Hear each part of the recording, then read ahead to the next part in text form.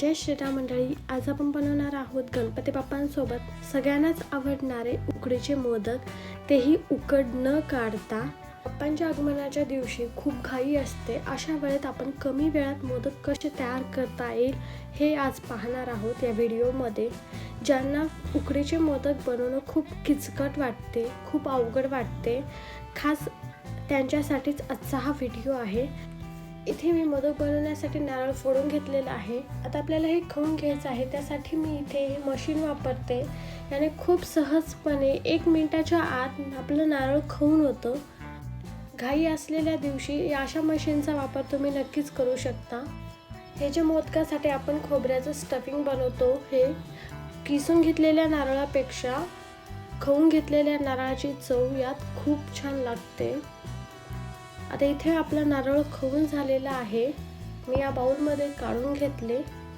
आता आपण पुढची स्टेप करूया। इथे मी गॅसवर पातेलं ठेवले, त्यामध्ये 1 कप पाणी टाकून घेते, 1 कप दूध टाकून घ्यायचं आहे, चमचाभर आपल्याला यामध्ये तूप टाकून घ्यायचं आहे आणि मस्त या दुधाची एक उकळी काढून घ्यायची आहे। आता इथे आपलं दूध छान उकळून झालेलं आहे। आता आपल्याला ह्या उकळलेल्या दुधामध्ये तांदळाची पिठी टाकायची आहे, त्यासाठी मी दुधाचं पातेलं उचलून बाजूला ठेवले।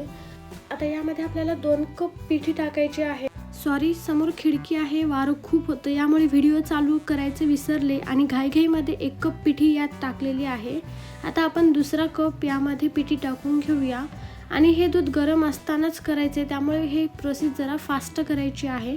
आता आपण चमच्याच्या साहाय्याने हे मिक्स करून घेऊया। यात मी चवीपुरतं मीठ टाकून घेते आणि परत मिक्स करून घेते।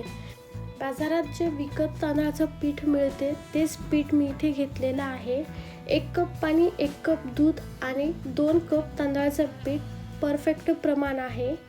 आता चमच्याच्या साहाय्याने आपण हे छान मिक्स करून घेतलेलं आहे। आता आपल्याला हे प्लेट ठेवून झाकून 15 मिनिट हे वाफवून घ्यायचं आहे। हे ऑटोमॅटिक वाफल्या जाते दूध गरम असल्यामुळं। ते वाफून होईल तोवर आपण स्टफिंग बनवून घेऊया। त्यासाठी पॅनमध्ये मी चमचाभर तूप टाकून घेतलेलं आहे। आता यात मी 1 चमचा खसखस टाकून घेते। यात तुम्हाला सुकामेवा टाकायचा असेल तर तुम्ही या स्टेजला टाकायचं आहे। खसखस हलकीशी भाजून झालेली आहे।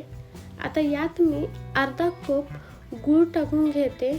आपण जे नारळाचं खोबरं खवून घेतलेलं आहे त्या अंदाजा 1 कप असेल, त्यामुळे मी इथे अर्धा कप गूळ घेतलेला आहे। इथे आपला गूळ छान वितळलेला आहे, तुम्ही बघू शकता। आता यात आपण खवलेलं खोबरं टाकूयात आणि हे छान आपण मिक्स करून घेऊया। इथे गूळ आणि खोबरं छान मिक्स करून घेतलेलं आहे। आता यात आपण इलायची पूड टाकून घेऊया आणि थोडीशी जायफळची पूड सुद्धा टाकून घेऊया। तुमच्याकडे जायफळ असेल तर टाकू शकता, नसेल तर नाही टाकलं तरी चालते। हेही आपण छान मिक्स करून घेऊया आणि इथे आपलं मोदकासाठी लागणारं स्टफिंग तयार आहे। इथे आपलं हे पीठ सुद्धा छान वाफवून झालेलं आहे, तुम्ही बघू शकता। आता आपण हे एका ताटामध्ये काढून घेऊया आणि छान मळून घेऊया। सो इथे मी हे पातेल्यातलं पीठ ताटामध्ये टाकून घेतलेलं आहे।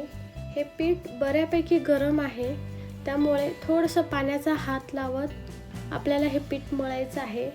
तुम्हाला जर हाताने पीठ मळायचं नसेल तर तुम्ही एखादं फुलपात्र किंवा वाटी असं काहीतरी घेऊन पीठ मळून घेऊ शकता। जितका वेळ तुम्ही पीठ मळून घेताल, जितकं जास्त पीठ मळताल तितकेच मोदक छान मऊ होतात। इथे आपलं पीठ छान मळून झालेलं आहे। पीठ मळताना मी थोडंसं कोमट पाण्यामध्ये हात बुडवून हे पीठ मळून घेतलेलं आहे। आता हे पीठ आपण ओल्या कपड्याने झाकून ठेवूया आणि गॅसवर पाणी उकळायला ठेवूया। आता आपण मोदक बनवायला घेऊया। हे स्टफिंग मी या बाउलमध्ये काढून घेतलेलं आहे। मोदक बनवण्यासाठी इथे मी साच्याचा वापर करत आहे, कारण आपल्याला खूप घाई असते, अशा वेळेस मोदक कसे करता येईल त्यासाठी आपण हा व्हिडिओ बघत आहोत। इथे मी साच्याला थोडंसं तूप लावून घेतलेलं आहे, साचा बंद करून घेतलेला आहे। त्यामध्ये आपण हे पीठ टाकून घेऊया। पीठ टाकत असताना समोरचा भाग थोडासा निमुळता करून टाकायचा आहे। आता आपण यात थोडंसं पीठ टाकून घेतलेलं आहे, त्याच पिठाला आपल्याला या साच्यामध्ये सगळीकडून स्प्रेड करून घ्यायचं आहे, पसरवून घ्यायचं आहे। जितकं पातळ आपल्याला हे पसरवता येईल तितकं पसरवून घ्यायचं, म्हणजे आपल्या मोदकाचं बाहेरचं आवरण पातळ होईल, खूप जाडसर होणार नाही। आता यात आपण बनवलेलं स्टफिंग टाकून घेऊया आणि वरचा भाग थोडंसं पीठ घेऊन बंद करून घेऊयात। या दिवशी आपल्याला खूप घाई असते, भरपूर कामं असतात। अशा वेळेस साच्याचा वापर करून मोदक बनवणं खूप सोपं जातं। त्यामुळे मी तर म्हणते तुम्ही साच्याचा वापर करूनच मोदक बनवा। आता इथे मी हे मोदक छान सील करून घेतलेलं आहे। आता आपण हे मोदक काढून पाहूयात कसं झालेलं आहे। वाव, खूप छान झालेला आहे आपला हा मोदक। कधीही साच्यातून मोदक काढत असताना खालच्या बाजूने काढायचा आहे। खूप छान। आता आपण अशा पद्धतीने सगळे मोदक बनवून घेऊयात। इथे आपल्या पाण्याला छान उकळी आलेली आहे। आता यामध्ये मी चाळणा ठेवते। या चाळण्यावर मी एक कॉटनचा ओला कापड ठेवलेला आहे। याऐवजी तुम्ही केळीचं पानही ठेवू शकता। यामुळे हे मोदक खाली चिटकणार नाहीत आणि निघताना सहजपणे निघतात। इथे आपण हे सगळे मोदक ठेवून घेतलेलं आहे। आता यावर आपण केशराच्या काड्या ठेवूयात। ऑप्शनल आहे, पण केशराच्या काड्यांचा जो रंग निघतो ना तो खूप सुंदर दिसतो। मोदकाला जर ह्या केशराच्या काड्या अशा चिटकत नसतील तर थोडंसं पाण्यात बुडवायचं काड्या आणि मग चिटकवायच्या। आता आपण हे 7 ते 8 मिनिट छान कमी गॅसवर वाफवून घेऊया। जास्त वेळ वाफवायचं नाही, कारण गार झाल्यावर ते थोडेसे चिवट होतात। आता इथे आपले 8 मिनिट झालेले आहेत। मस्त आपले मोदक वाफलेले आहेत, तुम्ही बघू शकता। आणि ह्या केशराच्या काड्यांचा रंग वाव, खूप मस्त दिसत आहे।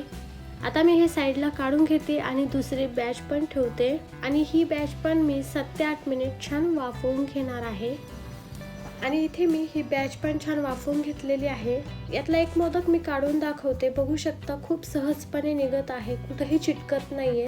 आता हे मोदक काढून मी साईडला ठेवते आणि इथे आपले बाप्पांसाठी बनवलेले 21 मोदक तयार आहेत। दिसतात ना एकदम भारी। तुम्ही नवीन आहात, पहिल्यांदाच मोदक बनवायचा विचार करत आहात तर तुम्ही ही रेसिपी नक्की ट्राय करा। खात्रीने सांगते तुमचे हे मोदक बिलकुल फसणार नाहीत। एकदम मस्त व्यवस्थित छान सुबक असे हे मोदक तयार होतात। खूप सोपी रेसिपी आहे। या गणेश चतुर्थीला ही रेसिपी एकदा नक्की ट्राय करा आणि मला कमेंटमध्ये सांगायला विसरू नका। आय होप तुम्हाला आजची ही अत्यंत सोपी असलेली, कमी वेळात होणारी, खूप किचकट नसलेली मोदकाची रेसिपी आवडली असेल। आवडली तर व्हिडिओला लाईक, शेअर, सबस्क्राईब करायला विसरू नका। धन्यवाद। जय श्रीराम।